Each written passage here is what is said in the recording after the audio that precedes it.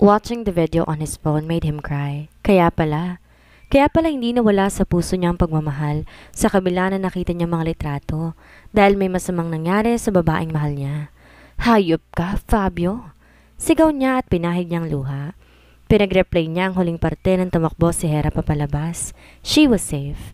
Ramdam niya na nakatakas yon dahil ilang minuto pa bago nakatayo si Fabio. That frog?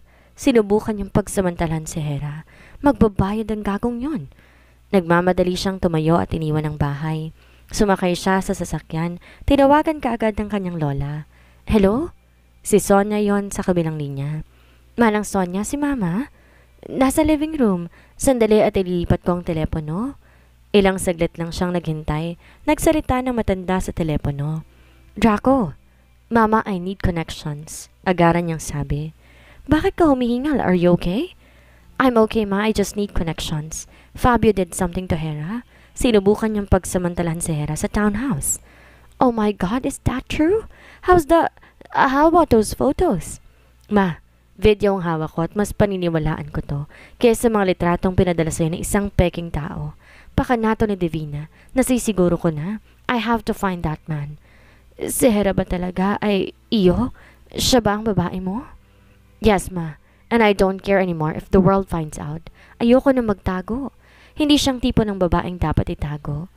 God, I wish she's safe. Pupunta ako ng pulis. I will call the lawyer. Magpa-file ako ng kaso, Ma. This is too much to bear. I cannot let this pass. Threat ang ginawa niya sa buhay ni Hera at wala ako para proteksyonan siya. Naiiyak siya sa katotohanan yun. Yun ang sobrang kinasasama ng kanyang kalooban dahil sa mga sandaling tumatangis ang babaeng naalagaan niya at ayaw niyang masaktan dahil pinagsasamantaran at sinampal lang ng iba ay wala siya. She defended herself alone. That is too much for him to see, too much to bear. Pahihimasin niya ng rehas si Fabio at pangako niya yun kay Hera. Isasama niya ang peking Mabel at si Divina. Kahit mag-trial o maabala sila, ayos lang. Igaganti ko siya, Ma. In the right way, Apo, ha? Sa tamang proseso, God will always help you. Don't be carried away by your rage. Piliin mo pa rin magpakatama kahit na mali ang nangyayari ngayon. Don't worry, Ma. I still know myself. Sige, I will call my connections. Give me an update. Ipapakuha ko kay Sonia ang cellphone. Thank you, Ma. Anything for you and Hera. I have liked her ever since, and you know that. Her name suits her best. Bye now. Be careful, okay? I will, Mama. Nakahinga siya matapos yun. Tatapusin lang niya ang pagre-report at hahanapin na niya si Hera.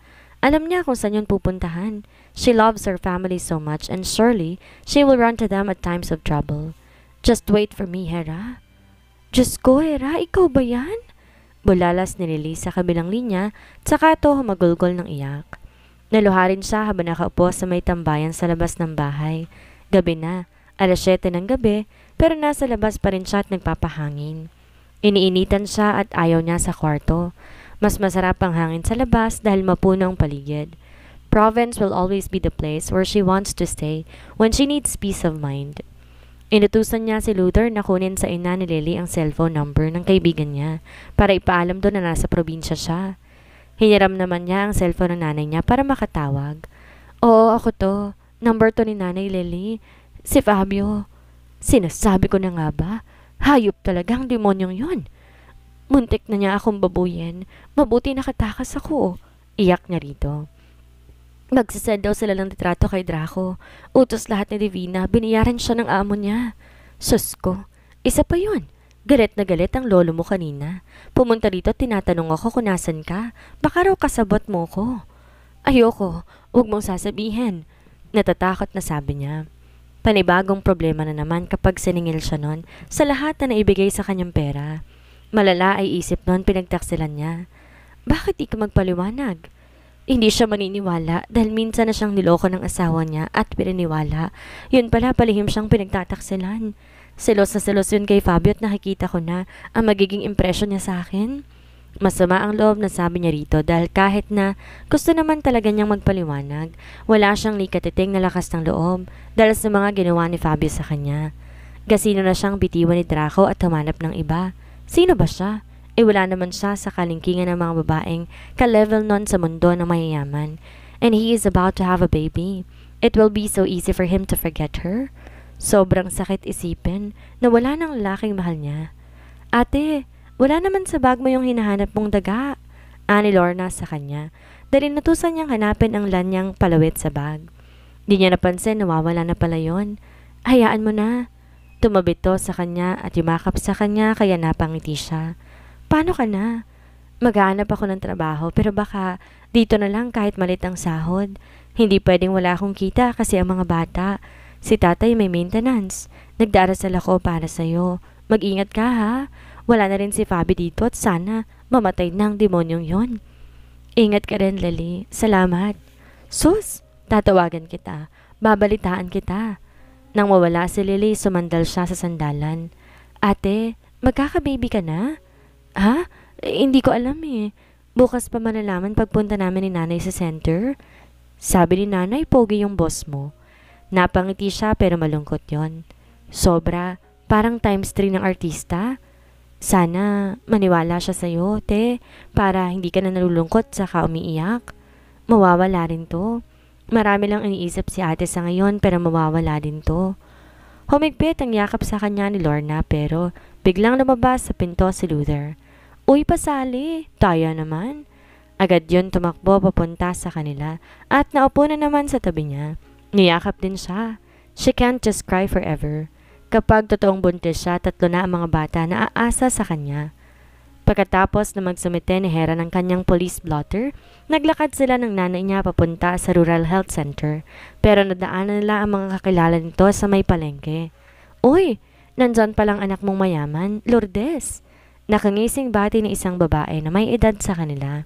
Si Huling anak, anang ina sa kanya. Baka gusto niyong kunin yung peso nitong karinderya. Kasama ng gamit, malakas to. Tiningnan ni Hera ang sinasabing karinderya. Mukhang maayos niya dahil may mga pila ng tricycle. May instant customers na kagad kapag nagkataon. Sa panahon ngayon, hindi na nakapagpagtatanim ang tatay niya. Kailangan lang magkaroon ng sideline at siya na may mag-a-apply ng trabaho sa mga shopping malls. Kahit bilang sales lady, ayos na o kaya ka Hera. Magkano niyo po binibenta? Tanong niya sa may edad na babae. Interesado siya para sa income. 20,000, pero pwede ng 18 lang. Wala na kayong iintindihin dito. Nagbabayad lang naman ng taripa sa munisipyo, 20 araw-araw. Magluluto na lang kayo, kompleto na ang mga gamit. Kunin niyo na, Manay Lourdes. Para naman may maganda kaming babae na makikita. Nakakasawa na si Manay Huling. Biro ng isang tricycle driver na nakatingin at nakangiti sa kanya. Bata pa na driver at may itsura din. Sira ulo ka talaga, baste. Reklamo naman na matanda. Bakit mo binibenta? Sayang ang pwesto mo. Anang nanay niya. Kinukuha ko ng anak ko papuntang Negros. Hindi ko mahindian. Baka pagbalik ko'y wala ng pwesto dahil bulok na rin. Kaysa di ko mapakinabangan, ibebenta ko na lang. Baka kasi hindi na rin ako bumalik. Kompeto na ito. Tangke ng gasol, lutuan, basta lahat na. Sa bahay po tayo mag-usap, tapos magpagawa po tayo ng kasulatan na binayaran namin sa inyo. Agaran niyang sagot. Saglit lang po at magpapacheck up po ako tapos sabihan ka po namin kapag sigurado. Sige, Ineng, hihintayin ko kayo ng nanay mo rito. Ang ganda mo talagang bata.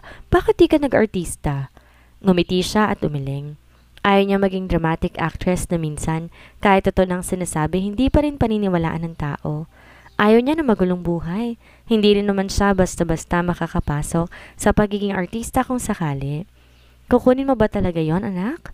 Tanong ng nanay niya sa kanya. Depende na sa resulta, ani rito. Kung buntis ako, kailangan ko na mapagkakakitaan. Sa oras sumbatan ako ni Draco sa anak naman niya, ginamit ang perang bigay niya. Kanya ba talaga, anak? Nay naman, ani rito, kaya natawa ito. Wala naman akong boyfriend na iba siya lang. Alika na at nang malaman na natin kung magkakaapo na talaga kami ng tatay mo. Anitong halatang excited naman na sobra. Kahit hindi ito magsalita, halatang halata naman niya na mahal na maging anak niya. Magkaharap sila ng nanay niya sa mesa ng doktor na tumawag ng pangalan niya. Ngumiti yun sa kanya. Ikaw ang Hera Clemente malamang kasi kung itong nanay mo mukhang imposible nang magbuntis. Nagkatinginan silang mag-ina. Buntis po siya, doktor? Tumango ang lalaki. Opo, kaya dapat alagaan. Wala po tayong ultrasound dito. Nahawakan ni Hera ang puso niya at lihim na napangiti. Magiging mommy na siya. Hindi pa siya handa. Aaminin niyang totoo pero kaya niyang paghandaan. Siya pa ba? Kahit maging single mother siya, kaya niya. Ito na ang binigay ng Diyos na pagkakataon sa kanya para ibangon ang sarili niya bilang isang babae. Mula sa pagkapit sa patalim, ngayon malaya na siya. I suggest that you go to a private doctor for an ultrasound. Hera, may vitamins din kami rito pero kung gusto mo ng mas maraming vitamins, private doctor is a must. She knows. Tumango siya rito. Ang mga sintomas mo na sinabi rito hindi UTI. Clear ka sa infection. That was perhaps implantation. First pregnancy mo? Opo, Doc. That explains why you experience pain and spotting. Sa calculation, nasa 4 weeks pregnant ka na. Pwede ka nang humingi ng vitamins sa kabilang table? Salamat po, Doc. Tumayo siya kasama ang nanay niya. Magpapadoktor ka ba? Oo, Nay, saka na. Lalong dapat kung kunin yung peso ng karinderya para may mapagkakakitaan tayo. Oo, anak. Aasikasuhin natin ngayon na. Kaya ko yun. Isasama ko na lang tatay mo doon at tumambay na lang siya para malibang. Ako ang magluluto. Tumango siyang nakangiti. Malay nyo, Nay. Maging restaurant yung karinderya. Positibo ang sabi niya kaya natawa ito ng kaunti. Kaswerte ng tala ng batang yan. Pihado magandang lahi yan paglabas. Napakapogi ng ama eh. At pihado na maganda kung babae naman. Siyempre naman, nanay. Proud din naman na sagot niya. Lahat ng sakit at lungkot na nararamdaman niya ay napawi dahil sa nalaman nga ngayon na pagbubuntis. At hindi siya desperadang babae na magkukumahog maghabol sa ama ng kanyang anak. Hindi siya sa Divina. Kaya niyang itayo ang anak sa sarili niyang paraan. Tulad din ng kanyang paghahanap buhay para sa kanyang pamilya. Samantala, saglit na hindi nakaimik si Draco habang nakatingin sa babaeng nagpupunas ng mga plato sa loob ng isang karinderya. Sa tabi lang mismo ng kalsada, ang daming lalaki nagkukumahog na tumulong kay Hera at sa nanay noon sa paglilinis. Nakikita niya to sa video call. Lalapitan ko na ba? Tanong ni Victor sa kanya. No. Bakit mo ko uunahan? Naiinis na tanong niya. Pinauna niya si Victor sa Legazpi para lang masiguro niya kung naroon si Hera. Si Lily mismo ang kasama ni Victor dahil ayaw ng lalaki maghanap kung saan-saan. Di kaagad siya nakabiyahe para makita ang dalaga dahil nahuli kaagad si Fabio na magpa-televise siya ng wanted na tao sa katauhan ng lalaking iyon. Nasa airport yon na dakip, papalabas sa sana ng bansa. He wanted immediate action from the policeman after he reported the incident and just the other morning agad niyang nakuha ang gusto niya. Kung siya lang na makita niya yon na nasa presinto, gusto sana niyang barilin pero di niya ginawa. Kumanta man yon sa hindi ng totoong mastermind, mabubulok pa rin yon sa bilangguan. Sapat na ang nakuha niyang video with audio. Hera doesn't have to prove it to him that she is innocent. He knows the truth. Tinawag pa siyang bobo ng demonyong si Fabio. Wala sa kanyang tumawag na bobo kailanman. Ang hayop na tulad ni Fabio hindi na dapat pang gumala-gala sa lansangan. At ang tulad ni Divina, di na nakaisip tumakas ang babae na yon at pinakausapan ng inang sumuko para mapagaan ang sentensya. Sumunod naman yon, bagay na pinagpapasalamat din niya ng malaki. Divina had also been his wife. Yun na lang inisip niya para umandar pa ang katiting niyang respeto para doon. Pero hanggang doon na lang dahil kasama yon na himas ng rehas. Isa na lang hinahanap, ang peking mabel na yon na nakatelevise din ng pagmamukha. At magbibigay siya ng 2 milyong pabuya na makakapagturo kung nasan yon. It was the same thing he did to Fabio. 5 milyon na nakapatong sa ulo nun. Guardia sa airport ang tumawag sa mga pulis na mahantad ang mukha ni Fabio Ronquillo sa telebisyon. He gave the money. It was nothing for him. Iiling-iling na lang ang mga pulis sa kanya. Lola pa ba niya ang hindi makilala? Laman ng telebisyon si Cordesa. Siya lang hindi mahilig magbandera ng gwapo niyang mukha. Isang tawag lang nun sa management ng mga TV stations, sasabog agad ang balita, and it happened. Bilisan mo na, bro. Pagod na kami ni Lily na maging gwardya, tsaka maraming umaaligid dito sa chick mo. Kita mo? Oo, wag mo na ipamukha. Baka gabi na ako makarating, medyo malayo pa kami. Sa bahay na nila ako tutuloy. Salamat sa pagbabantay. Pwede na kayong bumalik sa Maynila ni Lily.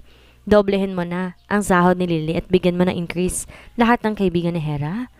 Ay, salamat po, Sir Draco. Sus ko, daig ko pa si President sa sahod. Excited na tili ni Lily. Dagdagan mo rin ang trabaho niya. Sabay silang napahalakak ni Victor nang sumimangot yun sa camera. Joke lang.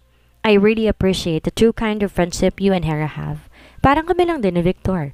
You deserve the increase. Salamat po, sir. Ang laking ginhawa po. Welcome. Paano naman ako? Wala ba akong increase? Langyang buhay naman to. Gwardya ako ng halos 2 araw, tapos nga. Reklamo ni Victor sa kanya kaya't ang sama ng tingin niya sa kaibigan. Ano bang gusto mo? Aniya sa kaibigan at totoong scammer sa lahat. Magandang tanong yan. Pwede bang si Hera? Puisit ka? Subukan mo't mamamatay ka ng maaga. Pikon na sabi niya at halos mauboto sa pagtawa. Sira ulo. Di ako nagkakagusto sa bebe ng kaibigan ko. Extension ng motorcycle store ko.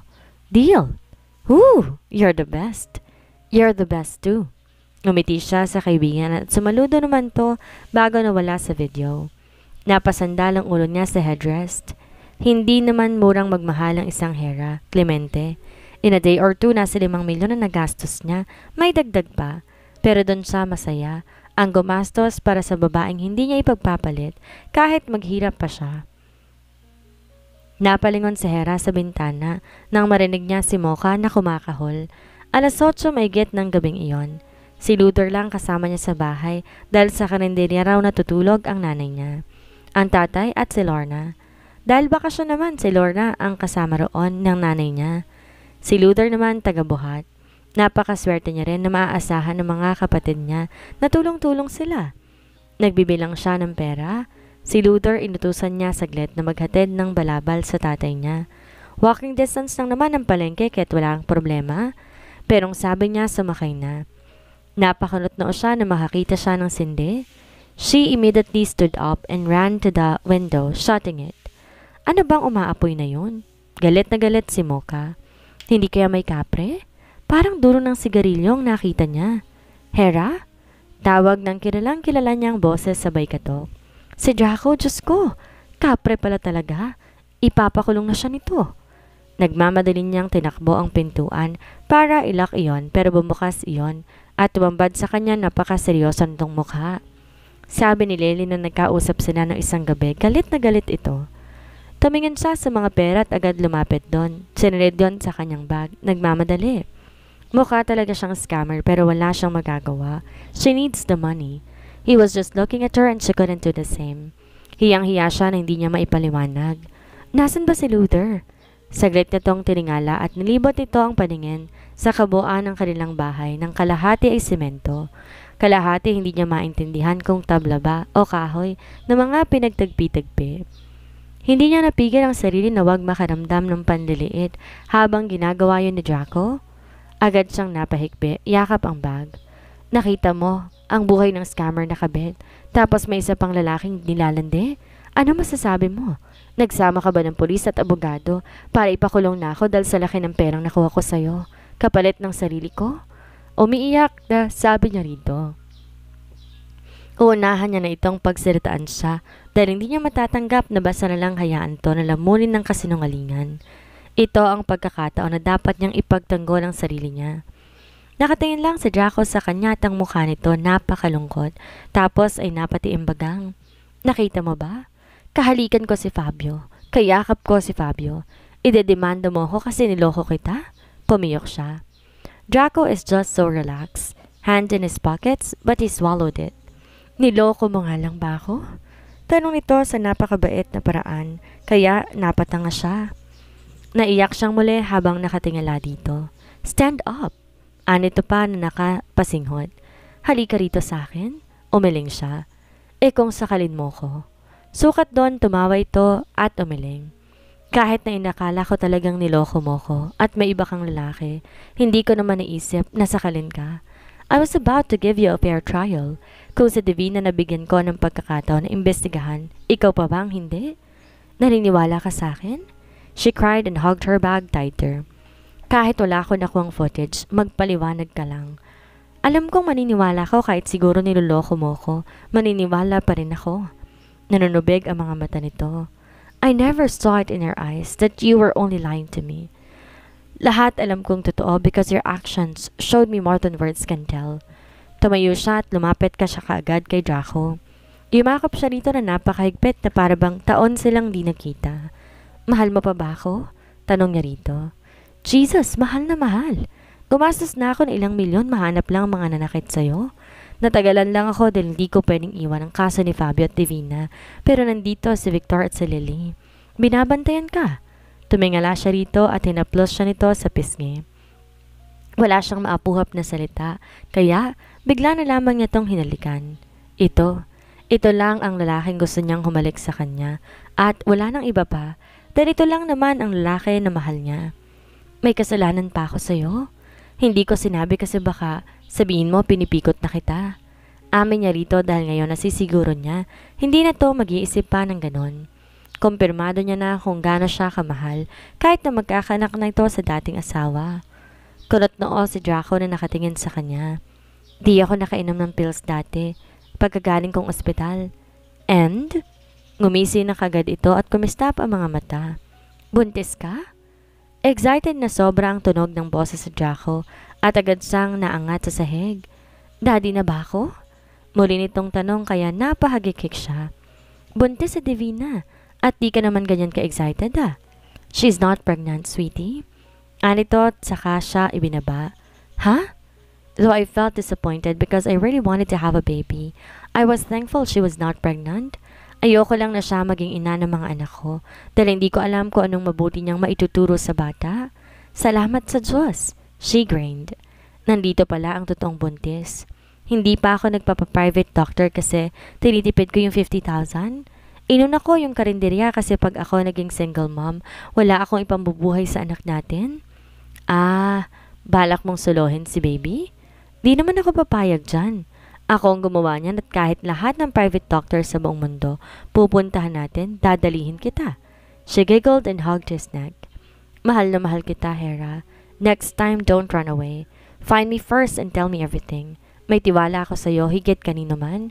Pagbabasihan ko kung paano may tratong pamilya mo, kaya alam kong hindi ako nagkamali ng pagkakakilala ko sa'yo. Sorry. Muli niya tong niyakap at pumikit, habang nakasandal ang pisngi niya sa dibdib nito. Wala akong singsing pero bibilhan kita.